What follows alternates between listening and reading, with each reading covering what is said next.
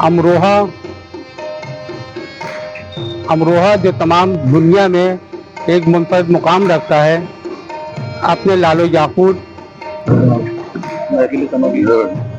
अमरोहा अमरोहा जो तमाम दुनिया में एक मुनफरद मुकाम रखता है, अपने लालो याकूत जो अमरोहा ने पैदा किए, जिन्होंने पूरी दुनिया में अमरोहा के नाम को रोशन किया। अमरोहा वो शांति, अमन, भाईचारे की नगरी जिसकी पूरे हिंदुस्तान में मिसाल दी जाती है।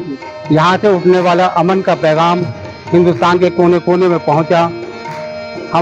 हमारी कोशिश यह है कि खानकाहों के ज़रिए, अमरोहा की खानकाहों के ज़रिए और खुसूसन हज़रत मखदूम सैयद शहाबुद्दीन बख्शी चिश्ती रहमतुल्लाह अलैह की खानकाह के ज़रिए एक पैगाम जो हिंदुस्तान के कोने कोने में पहुँचे, वो है अमन, भाईचारा, मोहब्बत का पैगाम, मुल्क की सालमियत, एकता और अखंडता का पैगाम। औलिया कराम बुजुर्गान दीन ने हमेशा अवामुल नास को अमन, शांति, मोहब्बत और खुलूस का पैगाम दिया है।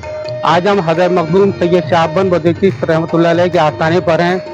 आपका 460वें उर्स मुबारक का आगाज़ अभी परचम कुशाई से हुआ है, जो मौलाना तौहीद रज़ा साहब, मंसूर अहमद एडवोकेट साहब, हाजी खुर्शीद अनवर साहब, सरताज आलम मंसूरी साहब और दीगर तमाम अक़ीदतमंद और हजरत के जो ये खिदमत गुजार हैं, जिनमें मैं नाचीज़ भी शामिल हूँ, वो सब यहाँ मौजूद थे और उसका आज आगाज़ हुआ।